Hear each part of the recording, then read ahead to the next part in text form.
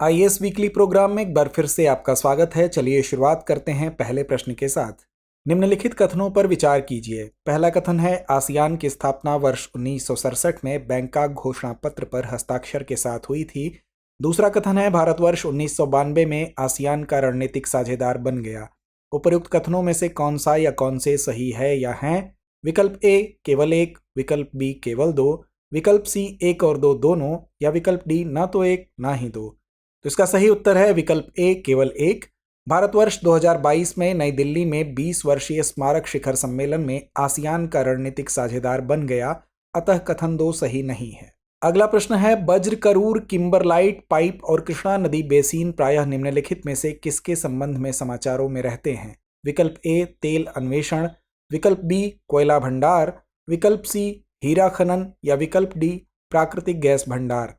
तो इसका सही उत्तर है विकल्प सी हीरा खनन।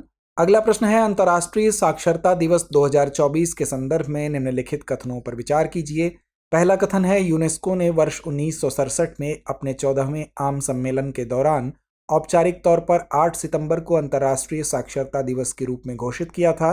दूसरा कथन है, अंतर्राष्ट्रीय साक्षरता दिवस 2024 की थीम है promoting multilingual education, literacy for mutual understanding and peace, अर्थात बहुभाषी शिक्षा को बढ़ावा देना, आपसी समझ और शांति के लिए साक्षरता। उपर्युक्त कथनों में से कौन सा या कौन से सही है या हैं? विकल्प ए केवल एक, विकल्प बी केवल दो, विकल्प सी एक और दो दोनों, या विकल्प डी ना तो एक ना ही दो। तो इसका सही उत्तर है विकल्प सी एक और दो दोनों। अगला प्रश्न है, अमेजन वर्षावनों के संदर्भ में निम्नलिखित कथनों पर विचार कीजिए। पहला कथन है, ये बड़े उष्णकटिबंधीय वर्षावन हैं जो उत्तरी दक्षिण अमेरिका में अमेजन नदी और उसकी सहायक नदियों के जल निकासी बेसिन पर स्थित हैं। दूसरा कथन है, यह उत्तर में गुयाना हाईलैंड्स, पश्चिम में एंडीज, दक्षिण में ब्राजीलियाई केंद्रीय पठार और पूर्व में अटलांटिक महासागर से घिरा है। उपर्युक्त कथनों में से कौन सा या कौन से सही है या हैं? विकल्प ए केवल एक, विकल्प बी केवल दो, विकल्प सी एक और दो दोनों, या विकल्प डी ना तो एक ना ही दो। तो इसका सही उत्तर है विकल्प सी एक और दो दोनों। अगला प्रश्न है, पैरालंपिक खेलों के इतिहास से संबंधित निम्नलिखित कथनों पर विचार कीजिए।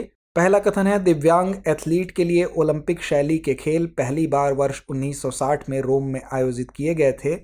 दूसरा कथन है, वर्ष 2024 का शुभंकर फ्रीजियन कैप से प्रेरित था। तीसरा कथन है, ओलंपिक की मेजबानी के लिए बोली लगाने वाले शहरों को अपने प्रस्ताव में पैरालंपिक को भी शामिल करना आवश्यक है। उपरोक्त में से कौन सा कथन सही है या हैं? विकल्प ए केवल एक, विकल्प बी केवल दो, विकल्प सी सभी तीन, या विकल्प डी इनमें से कोई नहीं। तो इसका सही उत्तर है विकल्प सी सभी तीन। अगला प्रश्न है, रोगाणुरोधी प्रतिरोध के संदर्भ में निम्नलिखित कथनों पर विचार कीजिए।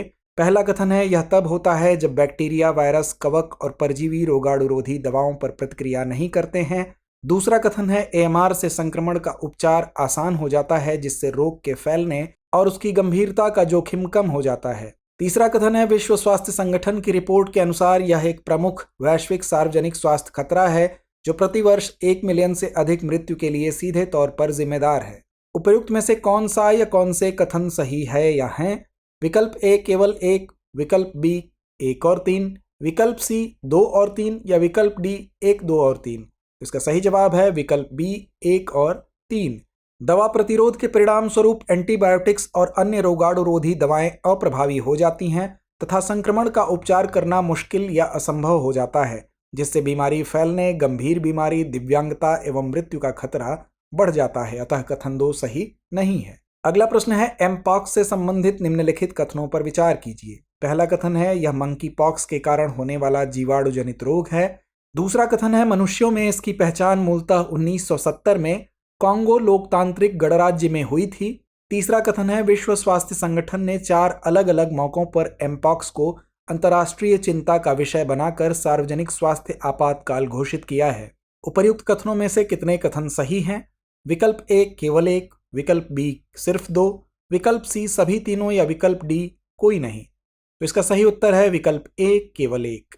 एमपॉक्स एक वायरल बीमारी है जो मंकी पॉक्स वायरस के कारण होती है। इसके 2 अलग अलग प्रकार हैं, क्लेड 1 और क्लेड 2, अतः कथन एक सही नहीं है। WHO ने एमपॉक्स को 2 बार अंतर्राष्ट्रीय चिंता का सार्वजनिक स्वास्थ्य आपातकाल घोषित किया, पहली बार मई 2022 में और दूसरी बार अगस्त 2024 में, अतः कथन 3 सही नहीं है। भारत में पहला एमपॉक्स मामला वर्ष 2022 में सामने आया। अगला प्रश्न है, हाल ही में समाचारों में रहा प्रोजेक्ट रीप्लान निम्नलिखित में से किससे संबंधित है?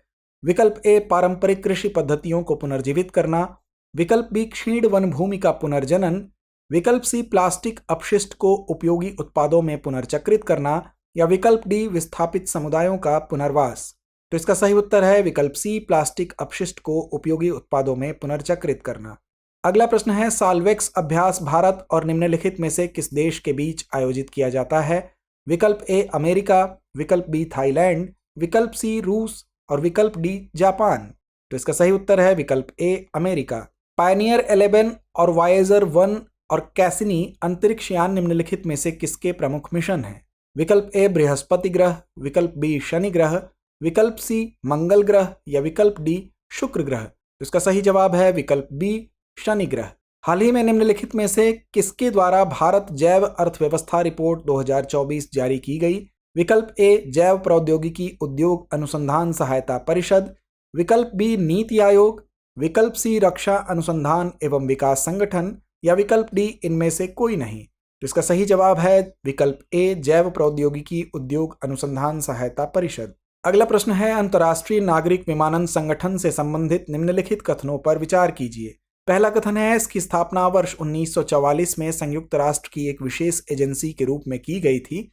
दूसरा कथन है, इसकी स्थापना जेनेवा अभिसमय द्वारा की गई थी। तीसरा कथन है, यह अंतर्राष्ट्रीय हवाई नेविगेशन का समन्वय करता है तथा सुरक्षित एवं व्यवस्थित विकास सुनिश्चित करने हेतु अंतर्राष्ट्रीय हवाई परिवहन की योजना और विकास को बढ़ावा देता है। उपर्युक्त कथनों में से कितने कथन सही हैं? विकल्प ए केवल एक, विकल्प बी केवल दो, विकल्प सी सभी तीनों या विकल्प डी इनमें से कोई नहीं। तो इसका सही उत्तर है विकल्प बी केवल दो। इसे शिकागो अभिसमय अंतर्राष्ट्रीय नागरिक उड्डयन पर अभिसमय द्वारा स्थापित किया गया था, जो एक अंतर्राष्ट्रीय संधि है जो अंतर्राष्ट्रीय विमानन को नियंत्रित करती है, इसलिए कथन 2 सही नहीं है। अगला प्रश्न है, डोडो पक्षी के संदर्भ में निम्नलिखित कथनों पर विचार कीजिए। पहला कथन है, डोडो उड़ने में असमर्थ पक्षी था जो मेडागास्कर द्वीप का स्थानिक पक्षी था। दूसरा कथन है, मानवीय गतिविधियों जैसे कि आवास विनाश और गैर देशी प्रजातियों के प्रवेश के कारण डोडो पक्षी विलुप्त हो गए। तीसरा कथन है, डोडो 17वीं शताब्दी में विलुप्त हो गया। उपर्युक्त में से कौन सा या कौन से कथन सही है या हैं? विकल्प ए 1 और 2, विकल्प बी 2 और 3, विकल्प सी 1 और 3 या विकल्प डी 1, 2 और 3। तो इसका सही उत्तर है विकल्प बी केवल 2 और 3। डोडो उड़ने में असमर्थ पक्षी था जो मॉरिशस का स्थानिक पक्षी था, मेडागास्कर का नहीं, अतः कथन 1 सही नहीं है। अगला प्रश्न है, हाल ही में समाचारों में रहा एम-पेम्बा प्रभाव निम्नलिखित में से किससे निकटता से संबंधित है? विकल्प ए, यह एक ऐसी घटना है जिसमें ध्वनि ठंडी वायु की अपेक्षा गर्म वायु में अधिक तीव्रता से चलती है। विकल्प बी, यह उस प्रक्रिया को संदर्भित करता है जिसमें उबलता पानी कमरे के तापमान के पानी की तुलना में अधिक तेजी से वाष्पित हो जाता है। विकल्प सी, यह वर्णन करता है कि वायु के संपर्क में आने पर गर्म धातु ठंडी धातु की तुलना में किस प्रकार तीव्रता से ठंडी होती है।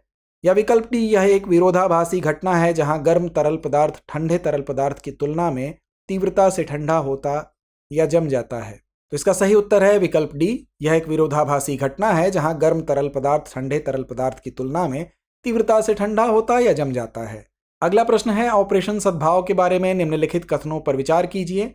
पहला कथन है, इसे भारत द्वारा टाइफून यागी से हुए विनाश के कारण वियतनाम, लाओस और म्यांमार को सहायता तथा तत्काल आपूर्ति प्रदान करने के लिए लॉन्च किया गया है। दूसरा कथन है, ऑपरेशन सद्भाव भारत की दीर्घकालिक एक्ट ईस्ट नीति के अनुरूप आसियान क्षेत्र में मानवीय सहायता और आपदा राहत में योगदान देने के व्यापक प्रयास का हिस्सा है। उपर्युक्त में से कौन सा या कौन से कथन सही है या हैं? विकल्प ए केवल 1, विकल्प बी केवल 2, विकल्प सी 1 और 2 दोनों या विकल्प डी ना तो 1 ना ही 2। तो इसका सही जवाब है विकल्प सी 1 और 2 दोनों।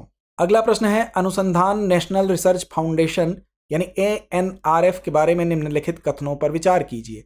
पहला कथन है, ANRF की स्थापना पूरे देश में अनुसंधान और नवाचार की संस्कृति को विकसित करने तथा बढ़ावा देने के लिए की गई थी।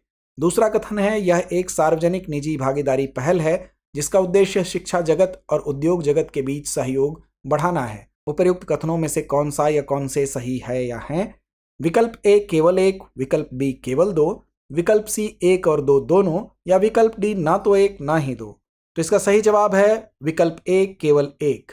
ANRF एक सरकारी वित्त पोषित संस्था है, अतः कथन 2 सही नहीं है। अगला प्रश्न है, निम्नलिखित निर्देशों पर विचार कीजिए। पहला कथन है, यह गाजा और मिस्र के बीच संपूर्ण सीमा क्षेत्र का प्रतिनिधित्व करता है। दूसरा कथन है, यह भूमध्य सागर से केरेम शालोम क्रॉसिंग तक जाती है। तीसरा कथन है, वर्ष 1979 की कैंप डेविड शांति संधि के तहत इस मार्ग पर किसी भी भारी हथियार की अनुमति नहीं थी। निम्नलिखित में से किस कॉरिडोर का उल्लेख किया जा रहा है? विकल्प ए, राफा कॉरिडोर, विकल्प बी, फिलाडेल्फिया कॉरिडोर, विकल्प सी, सिनाई कॉरिडोर, या विकल्प डी, स्वेज कॉरिडोर। तो इसका सही उत्तर है विकल्प बी, फिलाडेल्फिया कॉरिडोर। तो आइए अंत में नोट करते हैं आज का अभ्यास प्रश्न। हाल ही में खबरों में रहा अभ्यास ईस्टर्न ब्रिज नसीम अल बहर और अल नजाह किसके बीच आयोजित किया जाता है? विकल्प ए, भारत और ओमान, विकल्प बी, ओमान और सऊदी अरब, विकल्प सी, भारत और कतर, या विकल्प डी, कतर और संयुक्त अरब अमीरात। तो इस प्रश्न का जवाब कमेंट बॉक्स में देना ना भूलें। धन्यवाद। डियर व्यूअर्स, अपने एग्जाम की तैयारी को और बेहतर करने के लिए हमारे चैनल को लाइक, शेयर और सब्सक्राइब करना न भूलें।